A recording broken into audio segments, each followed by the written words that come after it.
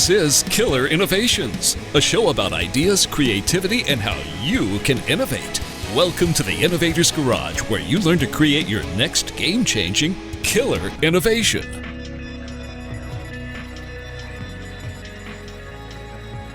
Welcome.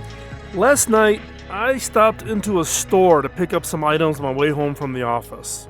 Now, this is not uncommon. We all have our errands to run at the end of the day. However, as I walked through the store, I came across a promotion for New Coke. It's part of a Netflix promotion that's appearing in all kinds of stores across the country. Now, this promotion for New Coke literally stopped me in my tracks. I'm old enough to remember when New Coke was introduced over 30 years ago and then promptly pulled off the market after 79 days because of the strong and very vocal backlash from loyal Coke customers. Despite the New Coke doing very well in taste tests, and there was extensive market research and market studies done, people's reactions were extremely negative. There were people who claimed that they could figure out that it tasted differently, that they didn't like it. They were loyal to the traditional Coke taste. What I found interesting at the time is TV news programs would run blind tests between the original Coke and the New Coke, and people were like 50-50 being able to figure out which was New Coke. It got so crazy at that time where people were going out and buying the original Coke and hoarding it. Because part of the announcement from Coke is that New Coke would replace Old Coke. They wouldn't have both of them. They would actually go with the New Coke, and Old Coke would go away. And people who were loyal to that Old Coke started hoarding as much Coke as you can. In fact, there were shortages in some parts of the country. Now, the company had to reintroduce the original formula. And then to avoid the confusion about, is this really still the New Coke with just a different label or can? They literally had to go and rebrand the original Coke as Coke Classic. And that effort of trying to introduce that new innovation and Coke trying to produce that new product to bring to market, it ranks up there as one of the top failures for innovation. Now, it goes without saying that not all ideas are good ideas. Not all even good ideas lead to market-winning innovations. There is just so much involved. Sometimes we just need to remind ourselves that while failures will happen, we can learn from those that have gone before us in their attempt to try to bring their idea, turning it into an innovation, and bringing it to market. And that is the topic for today's show. We're going to look at the 5 of the worst innovation failures and to see and discuss what could have been done differently. Now, number 1 on the 5 worst innovation failures on my list is the Apple Newton. Now, in 1993, Apple launched the Newton to much fanfare. The price at the time of launch was $699. That is quite a pricey piece of electronics at that time. Keep in mind, this was 1993. And for my background coming from the consumer electronics world, that is well above what we refer to as the spousal pricing level. And what do we mean by spousal pricing level?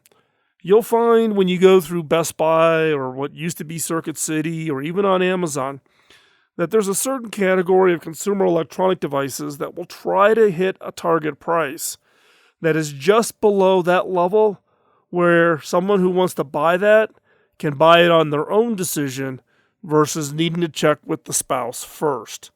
Typically in today's market, that works out to be between $250 and $299. As soon as you break over the $300 mark, there's that catch and hesitation of whether or not to commit those dollars without having a conversation and thinking about it. Now, in this case, they priced it at $699 in $1993. So that was a quite pricey item. Now, while I tracked the product when Newton came out and was launched, it was not one that I found myself interested enough to actually go purchase it for myself. Now, I chose not to buy it, and it became quite evident quickly that many others chose not to purchase the Newton also. In my opinion, it tried to do way too much. It was the exact opposite of what we now refer to as an MVP, or a minimal viable product.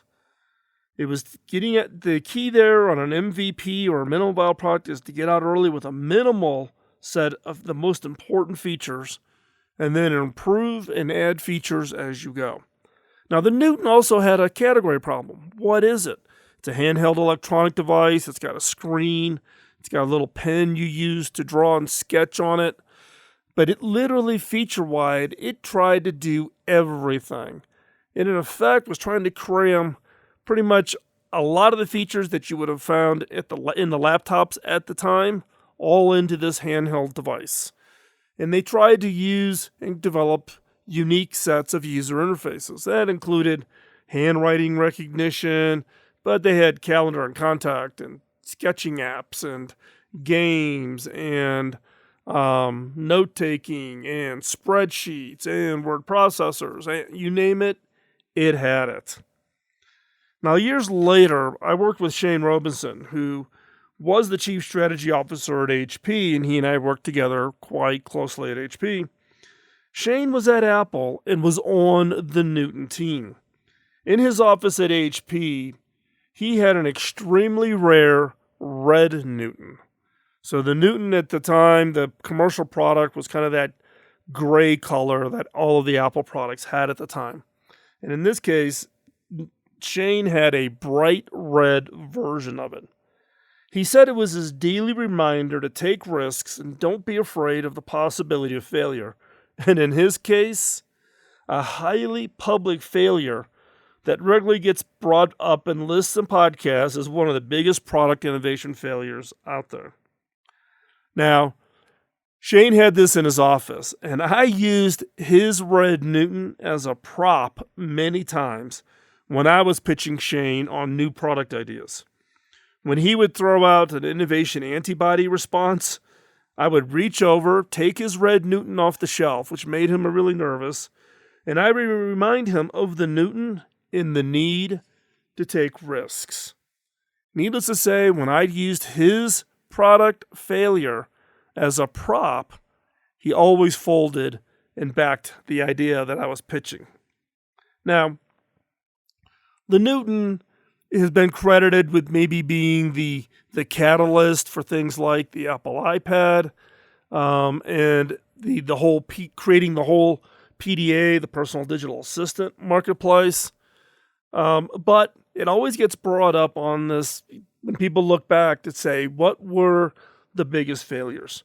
So what could have been done differently? Are there things that team should or could have thought of to go about that in a completely different way? One was get the hardware right. This thing was fairly bloated, which drove up the cost, which made it not a mainstream product. It became niche just by the cost of the hardware alone. The other is determine what the most important features users are looking for. You don't need to have everything, but what are those top 2-3 features you must have in order to meet the needs of the customers? Calendar, contacts, maybe note-taking, but you don't need to do everything that a laptop. It's a different product. Third is establish a model of continuous innovation of adding features. Have a method of being able to rapidly update the device as the consumer is using that product. So you can add features, you can enhance features, you can improve the product over time so that the user is constantly being pleasantly surprised about the new things that are being introduced. And then the other is only release the features when ready and at the quality the customers expect. For instance, the handwriting feature on the Newton was an absolute bust. It did not work. Following the Newton's introduction, In 1997, Palm, a subsidiary of U.S. Robotics at the time, introduced the Palm Pilot using the lessons learned from the Newton. It focused on creating a minimal viable product, which was calendar contact notes, and it had a calculator in there, and it had one little game in there. It did its core functionality extremely well, rather than trying to do 20 things poorly. The Palm Pilot went on to dominate the emerging PDA market for years. So don't go anywhere. We're going to continue our discussions on the biggest innovation failures and what could have been done differently. And we will be right back after this quick, short commercial break.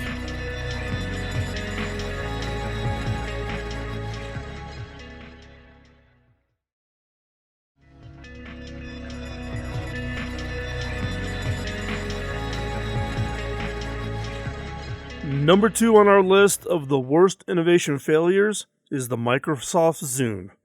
In 2006, Microsoft introduced their portable music player, Zune. It was Microsoft's answer to the Apple iPod. And even with a ton of marketing effort, the product never took off. Why? It was what I would call a Me Too product. There was nothing unique about it that would cause someone to switch from using an iPod to taking up the Zune. In my own case, my wife and I both had Zunes. Why? Because Microsoft gave them to us as part of a promotion. My kids, on the other hand, were loyal to their Apple iPods. What most are not aware of is that the Zune device was created by Microsoft in close collaboration with Toshiba, which took the design of the Gigabit S and redeveloped it under the name Toshiba 1089. So, it was really based on somebody else's product, not a Microsoft product. It came from Toshiba. And then they tweaked it for it to become a Microsoft product, which means they really didn't have that option to put in the products and features that they felt their customers would want. Now, I do not have any insider knowledge, but given my experience, the Zune product was created after Microsoft saw the success that Apple was having with the iPod, and someone higher up told the team to hurry up and get something into the market. Thus the partnership with Toshiba and taking one of their products and rushing it to market. And rushing it to market became quite evident with the fact that there was nothing unique about it, and even some of the more basic things did not work. And in fact, it actually had a bug in it that caused it to fail on leap year. And their fix was, you basically had to wait 24 hours where your Zune would not work to wait for the leap year to pass before the clock would work again. Now, in this case, they were trying to rush it to market, but it was quite interesting in a recent or not too long ago Business Insider article about this. The article interview was with Robbie Bach, who has previously led Microsoft's home entertainment and mobile businesses. And his comment was, quote, "The portable music market is gone, and it was already leaving when we started. We just weren't brave enough, honestly, and we ended up chasing Apple with a product that actually wasn't a bad product, but it was still a chasing product. And there wasn't a reason for someone to say, oh, I have to go out and get that thing." And that is right on the money. It was a Me Too product. Microsoft could get a product into the market, not put in the R&D spend to do a product the proper way, and test it. Well, if you're not going to commit, don't even go in and try. Now, the product, albeit, came out in 2006, it hung on for a long time. The product was finally killed off in 2011. Now, if you're a Microsoft customer, you know that Zune as a name stayed on for quite some time to become the name of software before it became Microsoft Groove. Zune was used as a naming for synchronization for a while. And ultimately today, if you went to the old Zoom URL on the browser, it actually points you to Xbox. So, Zune dead in 2011. Now, what could have Microsoft done differently? Now, to win, you need to commit. Taking half a step by introducing a rebranded product is very rarely a winning strategy, because you're taking the quality of what they're done and attaching your name to it. Are you willing to do that? Have you really done the work to understand what your customers' needs and wants are? I'm a big believer that if this is going to be a cornerstone product for you, you need to commit. Now, in some cases, you may acquire a product from somebody else to kind of fill out an entire product catalog. But if it's your product with your brand on it and it's cornerstone to your success and a strategy, you need to commit.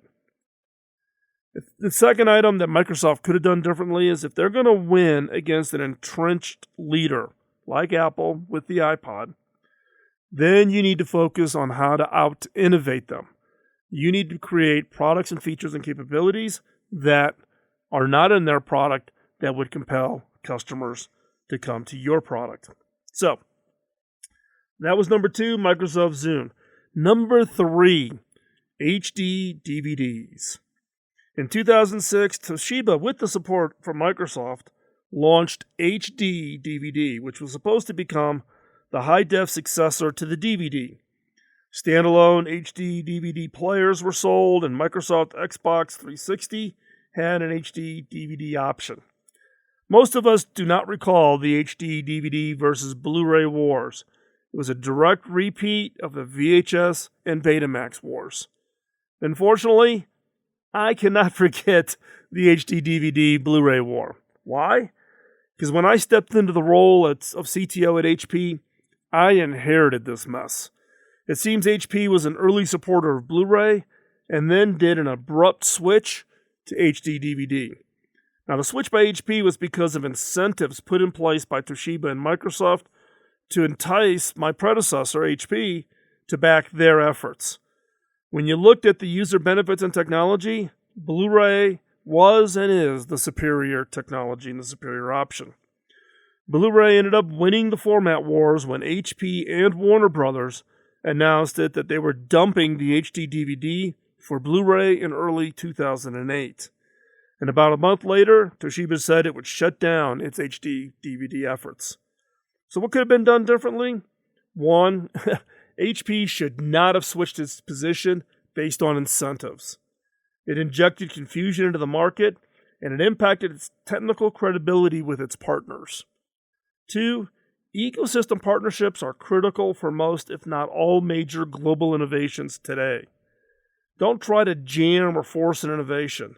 The old days of Sony versus Toshiba trying to put a new format out there, or chip processor guys, trying to jam ownership or leadership positions. Today, the decisions are made in the form of an ecosystem. You need to bring all the right players together and find ways to work together while also adding your innovation value to those efforts in order to win.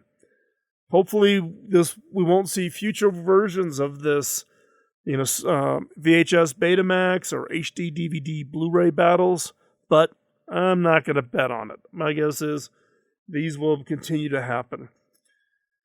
So, don't go anywhere. We're going to continue discussing the biggest innovation failures and what could have been done differently. And don't go anywhere. We'll be right back after this quick commercial break. You're listening to Killer Innovations on the BizTalk Radio Network.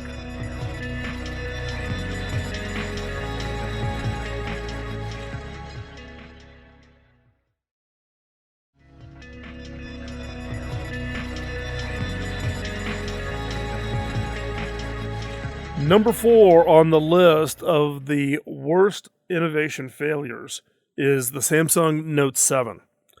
There's an old saying in the PR world, there's no such thing as good or bad press as long as they get your name spelled right. Now, I think Samsung would disagree with that kind of old saying when it comes to the Galaxy Note 7 in 2016. Now, disclosure, I am a Samsung house. My TVs are Samsung, my phones are Samsung, and I had a Samsung Note 6 that I loved. None of my Samsung products were given to me, so there's no promo in this conversation. So what can be said about the Galaxy Note 7 that hasn't already been said in the press over the years? The Note 7, one of Samsung's big flagship phones, and big also meaning in sheer size, had a little problem where it occasionally caught fire and exploded. Reminds me of the Dell batteries of 2006. There were many claims of significant damage from the devices, including a car that supposedly was destroyed and a house that burned down by one of the Note 7s catching on fire. It became such big news that out of prudence, the phones were banned on flights.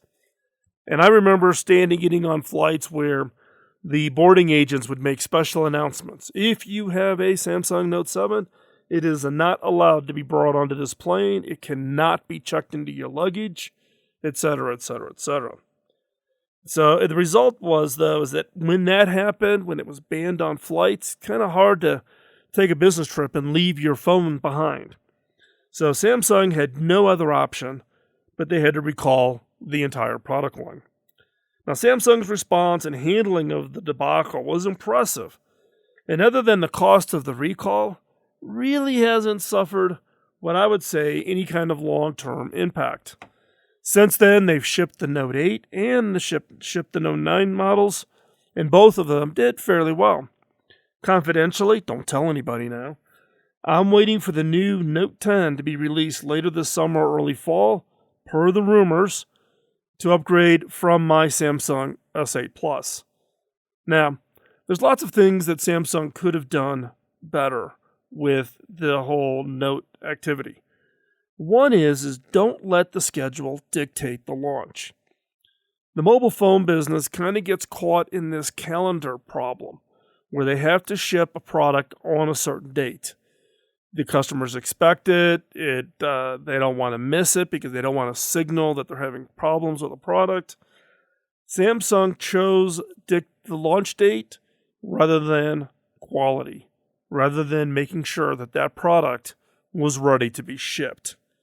So don't let the schedule dictate the launch. That's number one. Number two, get the quality right. Get the quality right. Particularly when you're talking about mobile devices, whether it's a laptop or mobile phone or whatever, lithium-ion batteries are highly dangerous. It takes a lot of engineering to get it right. And what has happened across this industry with previous fires, whether it be at Dell or whether it be at Samsung, or we've seen it in other cases, buying batteries from third parties where you do not do your own engineering, you're asking for a problem because you're betting on the supply chain versus having your own engineering put behind that so that you could stand behind it. And something as critical as the battery and the risk of fire and explosion, put your own engineering work behind it. 3, look, when you get the quality right, customers will always reward your quality with loyalty. That's what Samsung is banking on. They had a good reputation for high quality for all their products leading up to this one product. And since then, they've been very careful to make sure that the quality is strong. And it has been that quality that has allowed them to maintain the loyalty of their customer base. People did not abandon them. Everybody says, look, someone can mess up once, but we're going to wait and see how they react with the next versions of their phones and products to see if the problem crops up again. And if they can nail it and get over it and have that failure happen once and learn from it, customer loyalty will stick with you. The other is, number 4 on this one, is balance risk of new innovations. They were trying a bunch of new stuff, new processors, new batteries, in order to try to squeeze a little bit more in it. They were speeding up the charging mechanism, which generated heat, which is what caused the batteries to fail. Balance the risk of new innovations. Sometimes a new innovation just needs more maturity in order before you launch it. And the last one is learn from others. Learn from where other people have had their innovation failures. The purpose of why we're doing this show today is to help you keep your eyes open to avoid the failures that others have had. In the case of Samsung, they could have learned from Dell and the problems that Dell had with the fires and explosions. And then Dell itself went through the whole problem of having their laptops barred from certain carriers. Qantas, for an example, if you had a Dell laptop, you were not allowed to have the battery inserted in the laptop. Now, there's lots of reasons why that actually increases your safety by removing the battery, but not the purpose for today's show. So that's number 4, the Samsung Note 7. Now, number 5 of the worst innovation failures is a product I'm going to guess most of you have never heard of. And that is called TwitterPeak. In 2008, Peak introduced a product called TwitterPeak, a hardware device which allows users to send and receive tweets using Twitter. It was the first Twitter-only mobile device. Yes, that's right. All it did was send and receive tweets. Now, the Peak devices were designed in partnership between Peak with IDEO and BYD from the start, which would seem to signal the device would have a strong user design focus, great user experience, user interface, nice industrial design. When you're talking about a firm as prevalent and with such a great reputation like IDEO. Now, TwitterPeak right out of the gate met broad skepticism in the press. In fact, CNN listed it as one of the top 10 biggest technology failures of 2009. And it didn't stop there. Gizmodo went as far as to name TwitterPeak one of the 50 worst gadgets of the decade. That's right, 50 worst gadgets of the decade. Now, Peak took the concept of creating an MVP, a minimum viable product, to the ultimate extreme, and it only did one thing: send and receive tweets. Given the frustration of needing an app for each service, I don't know about you, but on my phone, the idea of having a device for each service seems like an obvious failure. So if you got TwitterPeak just for Twitter, and you have do you get a device that's just for Facebook, and then you have another device that's just for Instagram? No, it makes no sense. Now, the added challenge was that it didn't even do the one thing it was designed to do well. It only displayed a 20-character message preview, which made the user interface basically unusable. You could only read in 20-character segments of the entire message. Peak went on to create hardware devices for email, which did garner a small following as the low-cost alternative to things like the BlackBerry. In 2012, Peak dropped all of its hardware devices to go purely software that it makes available to OEMs. So email clients on some of mobile devices is really based on some of the Peak software. Now, what could they have done differently? 1, be careful of going to extremes. In this case, they went to the extreme of a minimum viable product and totally missed the friction that it was going to cause by forcing people to have multiple devices. Number 2, test and validate. And when you're done testing and validating, test and validate again. Third is, don't outsource everything to the big design houses. You are responsible for how your innovation is manifested into a product or service. The buck stops with you. Now, through today's show, we can learn a lot by failures. Failure is part and parcel of the innovation game. Don't shy away from looking deep into failures to see what can be learned. For some, it's like driving past a car accident. You can't help yourselves by slowing down and looking at an accident. The same occurs when you look at innovation failure. Slow down and look and see what you can learn. Now, don't go anywhere. When we come back, we're going to have a new episode of 5 Minutes to New Ideas that ties directly into what we are talking about right here. So don't go anywhere. We'll be right back after this quick, short commercial break. You're listening to Killer Innovations on the BizTalk Radio Network.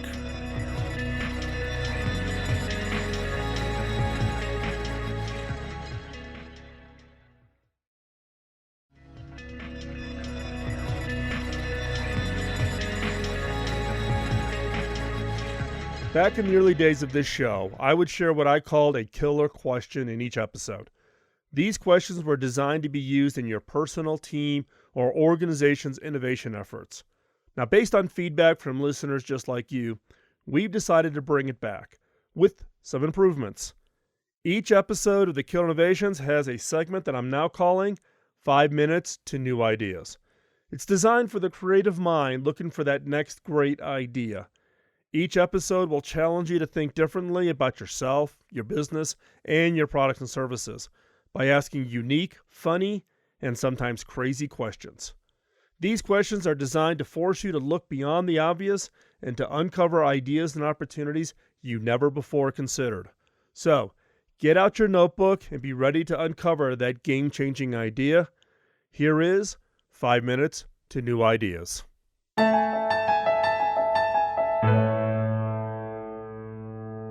I was looking through some of my old idea notebooks and came across a quote that I wrote down. It is one of those quotes that causes you to pause and contemplate, to question your own personal motivations. So what is the quote? Quote, "Institutions, like vineyards, should be judged by the quality of their vintages." End quote. It's worth thinking about, isn't it? Institutions, like vineyards, should be judged by the quality of their vintages. An institution's impact should be measured over time, just as it takes years, if not decades, to truly know what the quality of the vintages of a vineyard. You can apply this quote to business, schools, universities, charities, church, family, or even a country. I, for one, would rather be connected to an organization that puts out a really great product than an organization that's turning out, ordinary products or services. The ability to produce a great product or service is tied to the inherent drive to quality from the team that builds it. There's nothing more important than to instill in ourselves, our children, and grandchildren than a love for quality's sake. We instinctively look for it in others and admire it when we find it. We want it from people who deliver the products and services we use. We want it in the education of our children, in the medical care we receive, in the food we eat, in the car we drive, in the clothes we wear, in the books and newspapers we read, and even in the podcasts we listen to. Quality puts the value into everything, and because we admire it so much, we should most certainly demand it of ourselves in everything we do, because it is what gives us the value that others want from us.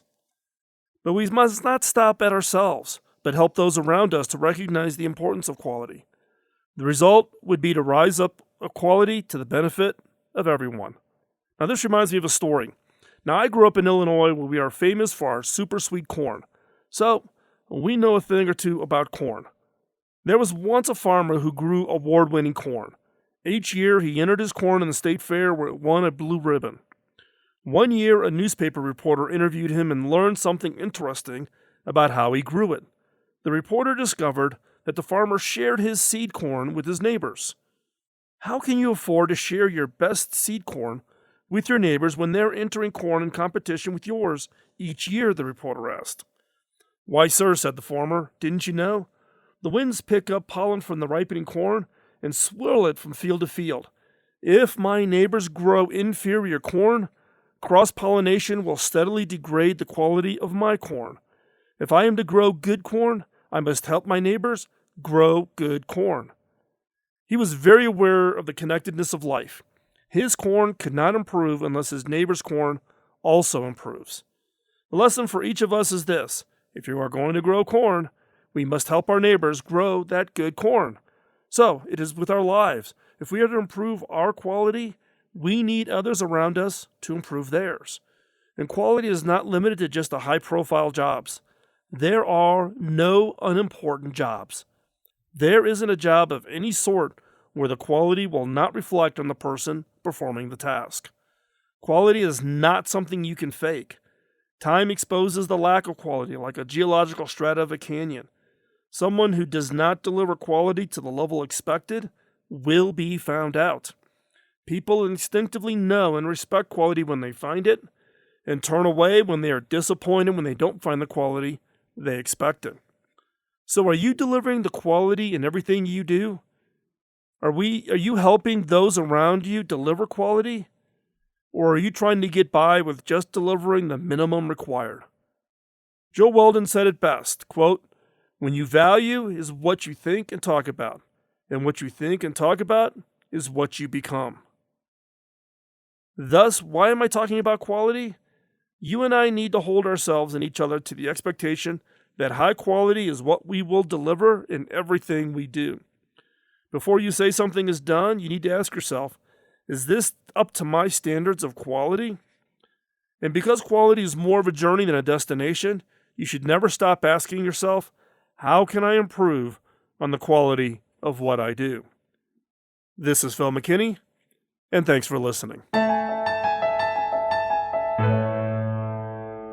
Thanks for taking the time out of your busy schedule to join in. If you have any comments or suggestions, drop me a note at phil@killerinnovations.com. Beyond this show, I write about my personal experiences of being in the innovation game for the last 2 decades. Topics include innovation, creativity, culture, team building, metrics, frustrations, leadership, and how to win. You can find that content over at philmckinney.com. You can also find out information about my book, Beyond the Obvious, including extensive excerpts over at beyondtheobvious.com. You can find hardcover, digital, and audio versions of my book on Amazon or wherever you get your books from. Now, the reason I started this show back in 2005 was to pay back my early mentor. My first mentor, Bob Davis, invested an immense amount of time in training and coaching me, which had a major impact on my career. When I went back and asked him how I could pay him back, he laughed and said I couldn't. I had to pay it forward. If I could ask for a favor, could you help me pay it forward? How? 1, by giving us a rating wherever you get your podcast, as that helps spread the word. And 2, by telling others about the show. If you want to be part of the conversation between the shows, I hang out in the Innovators community on Slack. The Innovators community is a private community of vetted innovators who help each other succeed.